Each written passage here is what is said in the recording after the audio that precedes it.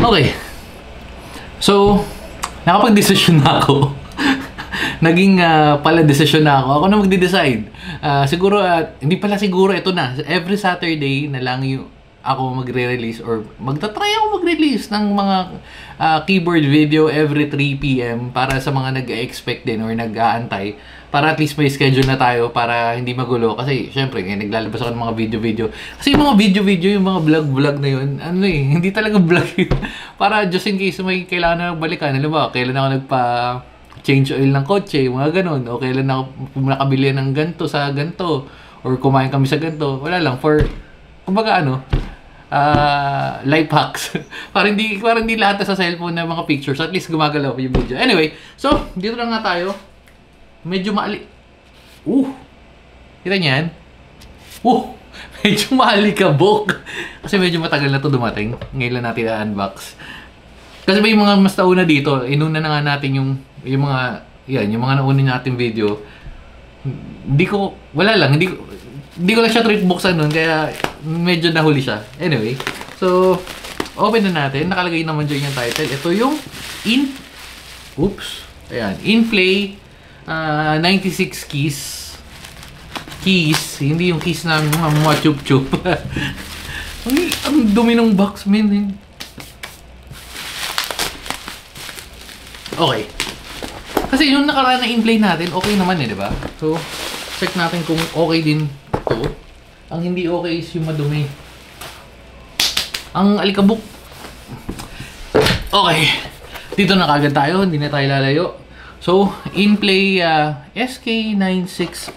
Bakit 960? Mechanical keyboard, rainbow backlight, N-key rollover, double, 2000 mAh wireless time mode, multimedia knob.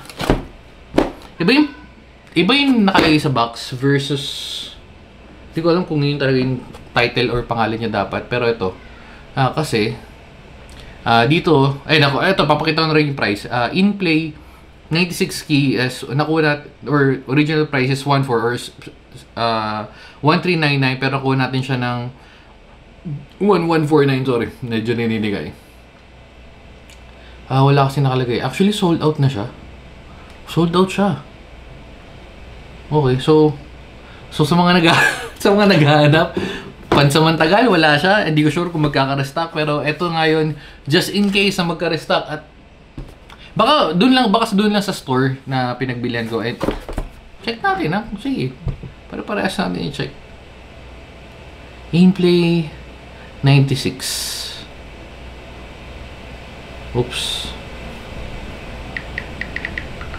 May mga in-order tayo magagandang mga paparating sa mga susunod na linggo. Mga top budget keyboard. In-play 96. Wala. Ito meron. Meron naman sa iba. Wala lang stock doon. Pero, yan, makita nyo, medyo mas mataas yung presyo. So, meron. Ito, 97. Same lang ba?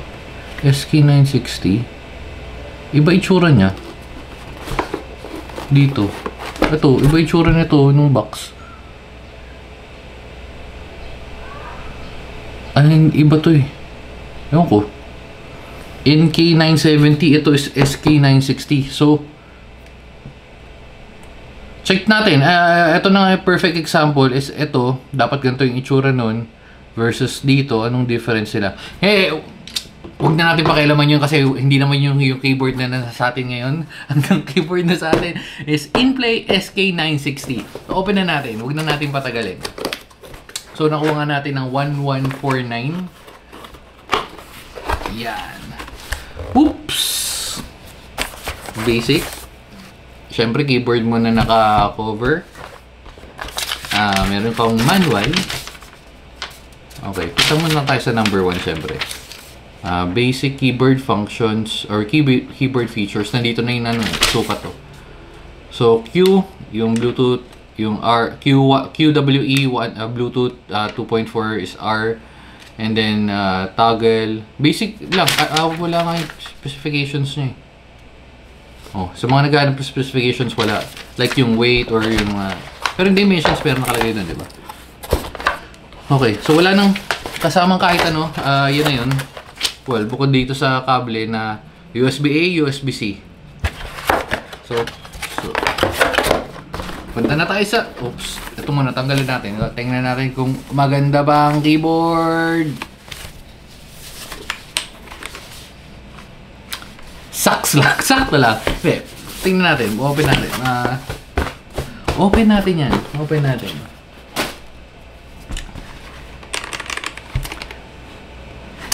Ito, pakita ko sa inyo. Pakita ko muna sa inyo. Para sa akin, hindi siya ganun ka-appealing. Hindi ko sinasabing pangit siya. Pero kasi sa presyo niya, na 1,150 for almost full-size keyboard, pwede ba? Sound check nga tayo.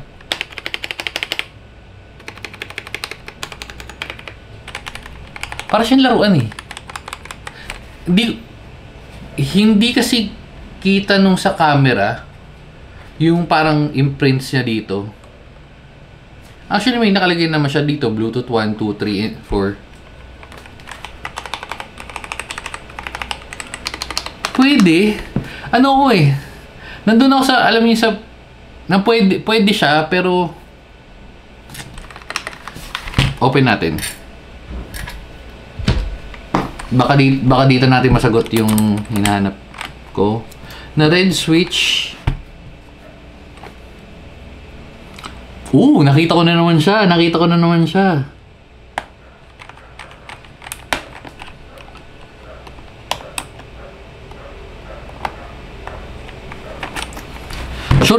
Sure ako hot swappable siya kasi ito. Ayan, no. Yung switch, nakita nyo? Si content. Yung content na switch, nandyan na naman siya. Speaking of, hindi natin magagawa. Alam ko, nabanggit ko dati to sa mga previous video ko. Lalo na yung mga ganito na pahirapan. Pero paano nga natin matatanggal? Walang kasamang walang kasamang keycap puller, walang kasamang switch puller. So, ito yung gagamitin natin. Pero ito yung isa. Ito kasi yung ganito itsura ng kadalasan ng mga kasama. Pero binili ko to Ito yung sa ako. Kaya hindi ko to ginagamit. Medyo mas mataba. Ito yung sa ako. Mas madali kasi sa akin mas madali para sa akin to. Ito mas manipis natin yung panghila. Pero sige, testingin natin to.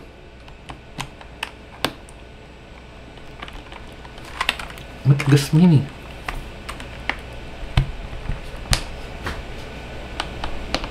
Hindi matigas talaga. Ayoko na sirain. Hindi na ako magbibigay ng effort, pero since dahil kasama sa switch na to, pero sure ako hot swappable to Kaso wala nakalagay. Pero kasi yung switch niya, confirm natin, wait.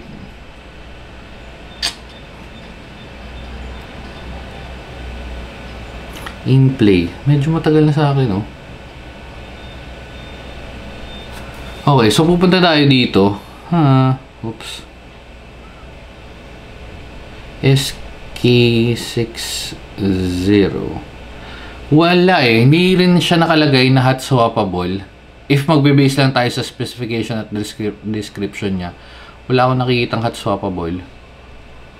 Pero kasi yung switch niya Hindi, pero siguro I would assume na lang na hot swappable siya. Pero kasi yung mga ganito, hindi ko na rin naman tulad ng sa iba, hindi ko rin isa-suggest na magpalit pa kayo ng switch kasi yung mga ganitong klaseng keyboard is okay lang or is good for starters.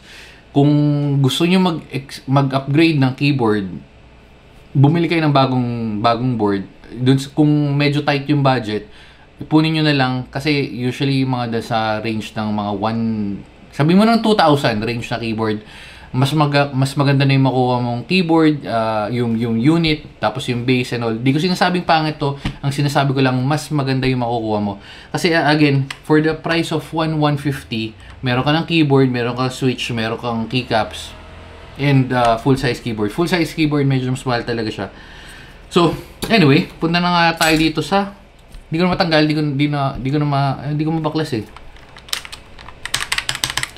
Pero,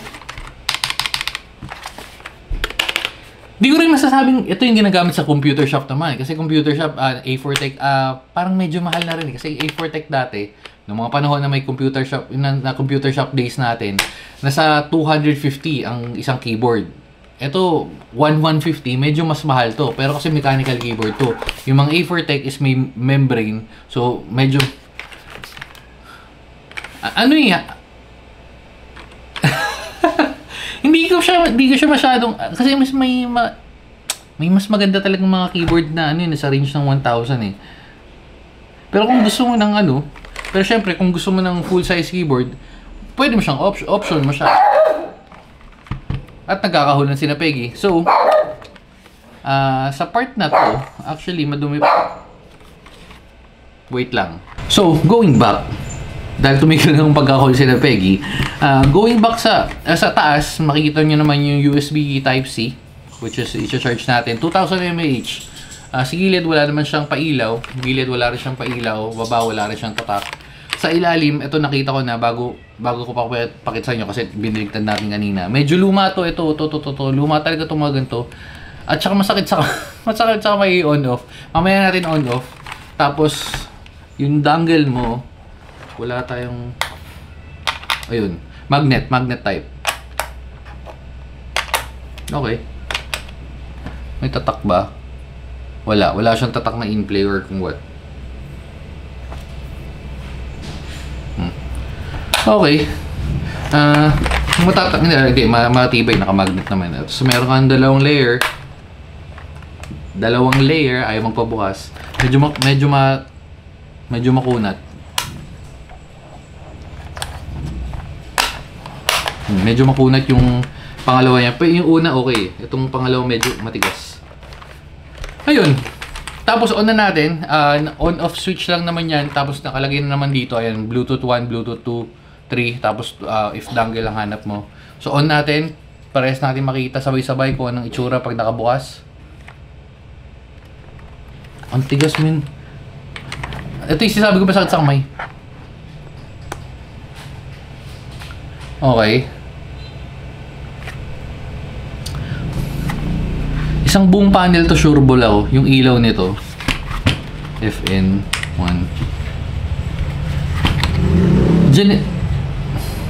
Naririnig yung motor. Generic basics, well, standard keyboard. Pero ayun, meron kang nitong knob bukod doon. Tapos yung key. Sakto lang. Pwede naman. Kaso nga lang, hindi ko sinasuggest na bilhin nyo for full price. Kung trip nyo talaga, may ibang variant naman ito, yung black. Baka mas maganda siguro yun. Blue pala, sorry, hindi pala black. Ganito yung itsura ng blue. So, ayun. Tapos yung pala, yung NK70, malamang wala siyang knob. Meron siyang extra, yung extra 2 keys. Yun ang difference nun. Anyway, so ito na ngayon. Just check tayo ng The Quick Brown Fox. Siyempre.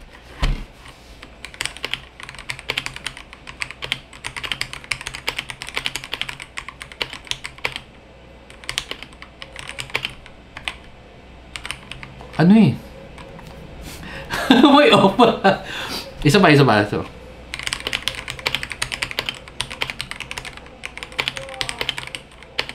Okay lang. Siguro kung nandun tayo sa, ito yung okay na keyboard, medyo pwede. Nandito siya banda, para sa akin Para sa akin. Pero anyway. So, ayun, yun na yung in-play. Ito yung mga kasama, ito yata yung mga sinasama sa mga ngayon, sa mga pag bumibili kayo ng desktop packages. Pero hindi, mechanical keyboard kasi ito eh. Usually mga membrane lang. Anyway, so ito yung nga yung in-play SK960. Again, kung balak mo bumili nito, kaya siguro hindi ko siya binubuksan, no? Medyo nagtagal siya dun sa Gedli natin at nakatambak. Dahil nga. Ayun, anyway. So, dito na natin siguro tatapos. Dito na natin tatapusin. Pero hindi ko siya ma-recommend. Pero kung tight yung budget at hanap mo mechanical keyboard para sa price na ganun, parang ito lang yata yun meron. Alam ko meron Nasa 1.5. Di ko na matandaan yung presyo. Medyo marami na tayong na... Check ko lang yung mga keyboard sa likod. Parang ito yata yung pinakamura na mechanical keyboard na full size na may knob. So yun yung deal breaker dun. Okay, so paulit-ulit tayo dito na natin tatapusin. Again, ito yung Inplay SK960. So bibilin mo ba? Comment down below. Dito natin tatapusin. Bye-bye and babu.